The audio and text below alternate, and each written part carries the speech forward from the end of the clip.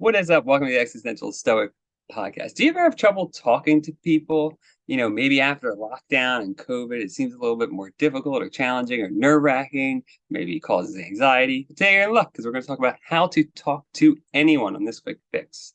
I'm Danny, I'm my buddy Randy. What's up, Randy? Yo, Danny. Did you ever have trouble talking to people? Yeah, absolutely. It's kind of funny because I guess I would classify myself as an introvert. Like I regain my energy by being alone, but I'm able to put on being an extrovert.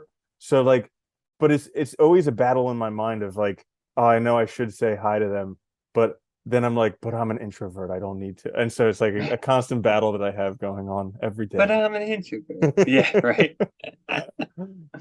It's so funny that whole distinction. I feel like, because like I feel like an introvert, but at the same time, I also don't really mind talking to people either. So I don't know what that means. I don't know if it's just, I'm sure there's middle ground too for things, but Well, whatever. it's almost funny because I put off talking to other people because I'm so busy talking to myself in my mind. It's like it's not that I'm not talking. It's just like I'm Yeah. talking everything going on up here instead of just talking to somebody else. To have a constant, it's like a constant stream of just stuff. Yeah. Yeah. It's hard sometimes. It is. Yeah. Well, that's good. Well, so today we're just going to share three tips for how to talk to anyone. I'm going to start because it's my week. So my first one is actually pretty straightforward, but I think it is valuable, which is just practice starting conversations, particularly with strangers in like low stakes situations. So like what I mean by that is like if you find yourself waiting in a long line, turn around to the person behind you and be like, hey, what's up? And just start something. Start a conversation. Talk about the weather, talk about the line, whatever it has to be. Just start it and just doing that, I think, because like I do that sometimes, and it always reminds me that most people want to engage in a conversation. Like most people will willingly, happily just continue the conversation because they want to talk too. They don't want to stare at their phone. So I Yeah. think it's a really good method. That's a great point because it's like so often it's almost it's almost the rare exception that somebody doesn't want to. And when they don't, you're just like, okay, Yeah, fine. But like almost every time yeah, you initiate a conversation, other people just keep it going. Everybody's dying to have conversation, to have people ask questions about them, yeah. but everybody's too shy. Yeah, and it makes them happy too. It's like you get a chance to like be the center of attention for a minute, which is nice. Well, okay, so short little funny aside, so we Yeah, can have a nice 20-minute long quick fix. so But we can like extend this. so I was working at a co-working place and like I made it a habit to just say hi to people in like all of those awkward scenarios. Like you're both at the water cooler or the coffee machine. I would just say hi, I'm Randall. Or like you're both going to the elevator. I would just say hi. And so there was this one dude who like he was working there for like 3 months and he was like, the whole time I've been here, you're the only person who says hi. Like, what's wrong with everybody else? And I was like, how many people have you said hi to? And he's like, none. I was like, well, there's your Yeah, answer, dude. that's a good situation too, though, because that's a co-working space. It's not like you even have that like association of working at the same company or anything. So that's Dude, like, yeah, everybody's there because they're lonely from working at home. Like they're tired of they don't want being to be by by themselves. themselves. They're Yeah. dying for companionship. It's like that's the only reason why most people go to the gym or go to any social events on like Meetup, anything. Because people are just dying of loneliness. They're dying for anybody to ask about them. Yeah, it's really not hard. Once you start, it's like Hmm. you realize that immediately once you do it a couple times. Yeah, totally. So that brings me to my first one, which is focus on the action, not on the results, because the results are out of your sphere of influence. You have no control over what the results will be. So, like a lot of That is people true. won't say hi because they're afraid of some negative outcome or something like that. They want they'll never tell the girl that they're attracted to because they're afraid she'll say no or something like that. But that's completely out of your control. You never know how it's going to get, but 100% of the time, it won't happen if you don't just say hi. So, like, focus on the action. And for saying hi to people, it's like such a low barrier of entry because I learned, like, everybody's like, but what's the perfect line? What should I say? Like, what? And it's just literally, I just say, hi, my name is ba ba ba. That's all I say. And that's all you ever need to say. That's it. It's Yeah, simple. That's like a really good one too, though, because you make a good point about not focusing on what's out of your control, which is what everybody imagines and worry about. They worry about this like being embarrassed or like I don't know what kind of reaction they worry about because like most people saying hi, I mean, like even if they don't want to talk, they're not going to be mean to you. Dude, it's And the like fear of another, embarrassment because that's like it relate is, that like borders on the fear of death. And like you feel like you're going embarrassment feels like you're going to die. Like you imagine you equate it with death. yeah. And yeah, that's crazy. Yeah, it's so funny though too, because it's like it really. I mean, at the end of the day, it's like if you don't take action, or if you take action and it doesn't work out, I mean, you're really in the same position you were in before anyway. So it's not like you didn't lose anything. You Hmm. you didn't like you're risking very little in this case, which is why I think yeah, And also the hi my name is a little bit of a persuasion trick because it's like, when you go to the used car dealer, they offer you like coffee or cookies or whatever by oh giving you a yeah, little gift first. You feel obliged that you have to return it. So you give somebody first your name. No, number one, you're starting a conversation. But number two, you give them your name. All of a sudden, they feel indebted to you. They feel like they have to continue it. that's good too. It's also an easy in too because they can say their name. You can kind of get Mm-hmm. things rolling. Yeah, Yeah. that works. Yeah, I like that one. My second one works well, I think, with that too, which is, once you walk up and you say hi, just ask questions about them. That's all you really literally it's like this is actually the easiest thing. Let them lead everything. Let them if you want to try, if you're nervous, let the other person lead the conversation. Just ask questions about them and ask we all can ask questions about people. It can be what do you do, where are you from, why are you here, whatever. I mean just general open-ended questions and let them answer. And it's a great way and people love talking about themselves. They do. Mm-hmm. Everybody does. So I think, asking questions, and most people, like you said, will feel obliged to answer as well. They'll also give you an answer, and that gives you a starting point too for further conversation. Well, dude, I mean, just look at like the fame brain. Everybody wants to be a celebrity so that people just like want to know more about them. So you just ask about Yeah. people, and that like fulfills the basic need that everybody has of being important. And also, like a little twist on asking questions. One thing that I like to do is make assumptions about people because, like, you just like you look like you're from this place, or Oh you yeah, look like yeah. you look like you're a gymnast or something like that. Because number one, you're right and you blow their mind. They're like, how did you know that? Or you're wrong, and then they just fill in the information for you. And so it's like it's a no lose, but also it doesn't feel as demanding as asking questions. Hmm. That's interesting too. So you're giving like, yeah, you're giving an answer sort of for Hmm. them. Yeah, absolutely. And Discuss. and it's cool because like it's cool for me because like sometimes I'll get these inclinations, like a little silent voice inside of me that tells me something about someone, and I'll say it, and it's 100% spot on, and they're blown away, and I'm also blown away because I'm like, where did Yeah. that come from? It's like it's this pattern Am I recognition am I that you better have. at reading people? Yeah. Yeah, Yeah. yeah, that you just never We could really. all be Sherlock Holmes if we just gave ourselves a minute to listen to our intuitions. Hmm.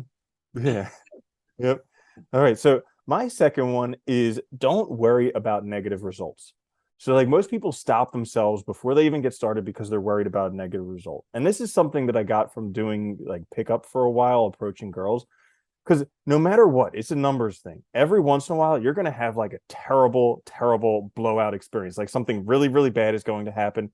And it has nothing to do with you.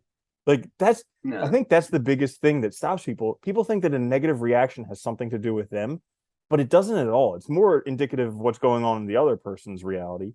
And so like if you don't worry about the negative things and just kind of get past them because the negative results are actually one of the best things for you because they tell you immediately that this person's not for you. You don't have to waste your time. So like you go say hi to somebody and they're completely like negative, whatever, they may be having a terrible day.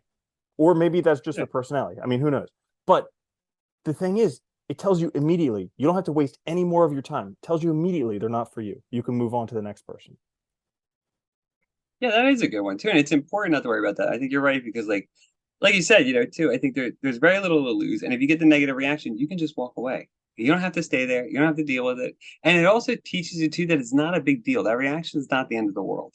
Because I think so a lot of people do worry about that too. And it's like, or they worry about like getting in a situation, they imagine situations. And it is really funny how much we kind of like our imaginations dictates like stop us from doing so much.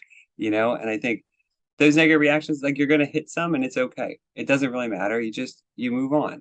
you even say sorry and whatever. And it's something that's not easy the first time. Like the first few times it happens, it's like it feels life threatening. You're like, oh my goodness, something's wrong with me. But then it just happened to me the other day, and like I was just like so grateful with how my perception, how my mindset has changed over the years, because I remember back when it first happened, I was mortified. It took me like days to get over. This time when it happened, I was just like, wow, that's a weird person. Like instead of thinking it was about me, I was like, that person's fucking weird. Like so just like getting with that and just getting over being like, okay, maybe they're having a bad day, maybe the situation wasn't whatever. But like that's it. And it's done. Yeah.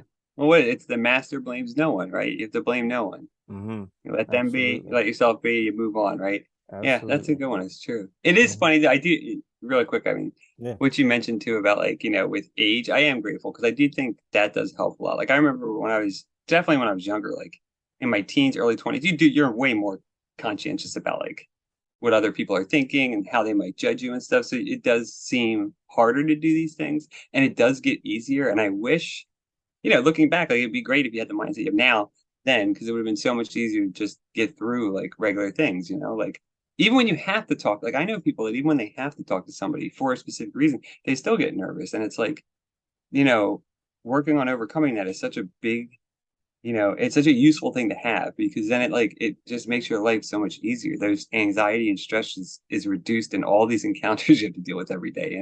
Mm-hmm. Yeah. Absolutely. Uh, my last one, and this is really for like any kind of conversation, but find common topic or ground ahead of time. So this could be anything from like, well, you're at a baseball game, so you have common ground right there, right? Or like, you're at work or whatever. Just find something that kind of you can use as a starting point and like an anchor topic to help you with the conversation. So, this is something you like, they like it. That's a good starting point. Or like you said, like if you go, if you join a group for whatever, photography or surfing or something, because you like those activities, everybody there likes that. So that's a good way to have a conversation, right? It's easy. There's similar interests. Yeah, and it's such a good point to find the common ground because like if you think about when you're talking with somebody who's already a friend, you have these like threads that you share common interest in. And when you start talking about that, there's no effort in the conversation. You're actually just waiting for your friend Yeah. to shut up so you can say the next Yeah. thing. And but it's like but like finding that with the new people that you're meeting, that allows you to instantaneously access that like friend level connection. And Yeah. to It makes it super easy. It just makes it like feel natural, right? And Mhm. that gives you like, I think that makes it so much easier to start learning how to talk to just anybody. Yeah, absolutely. So my last one is the 5 second rule. And I'm not talking about when you drop food on the floor, pick it up within 5 seconds. I'm talking about so like Mel Robbins, she has a book called the 5 second rule. And basically, anytime you have a thought or an impulse to do something, just count down from five. It's important not to count up. Count down from five, five, four, three, two, one, go. Because the longer you wait, and really it's only about 5 seconds that you have, the less likely you are to do it. So like when you have that Oh, impulse to meet somebody, like you're both standing waiting for the elevator. Five, four, three, two, one, go. Do it. Because if you wait, you're never going to do it. Like people people think that the longer we wait, maybe I'll get the confidence I need. Oh, I just need a little bit more confidence. Oh, maybe next time. It's never going to happen. It's always in that moment. And it's funny because the things that we actually want are in conflict with our emotions at the moment. So like we want to meet more people. We're lonely. We we want to yeah. like have strong relationships in our life, but every time we get to that situation where we can meet new people, the emotion comes up that says, I don't want to do this. And it's like that emotion is in conflict with what we actually want. And it's just learning to overcome that emotion. And it just takes 5 seconds. So, like, if you haven't, I would recommend reading or listening to the book 5 Second Rule because it's really great. She goes into the whole theory behind it. But, like, as simple as that, just count down five, four, three, two, one, do it. And the more you do that, the more trust you gain in yourself and the better it ends up being. Yeah, I was gonna say that is cool because it's about building trust in yourself, trusting your like instincts, but it's also those kind of like tools or like little mechanisms or tricks, they're good too because they make you think about something else that can help you like forget about your emotion for a minute. Like you remember the countdown from five rather than, oh my God, I'm nervous or whatever, right? And it helps you kind of just get over that. Because really it is really just like it's like just taking that step forward. Once you do it, the ball's moving, you're good. But we hold ourselves back so much and make it so difficult. And I think you're right. It's like our emotions, like literally, are constantly in conflict with the lives we want and the people we want to be.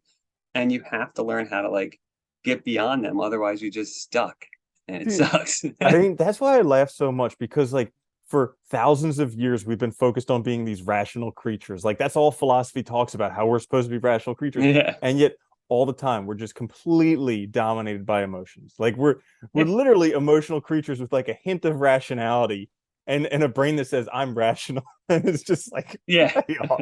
Mostly a brain that says I'm rational. Yeah, Yeah. it is funny, isn't it? It's like I don't know. We're like a constant walking contradiction. Oh, totally. You may remember something too. You know that 5 second rule also reminded me too that like Kierkegaard says too, right? If you don't choose, you have to remember that life goes on. So the choice will be made for you. And I think that's another good point. Like counting it from five makes you make the choice before the world makes it for you, where you lose the opportunity, right?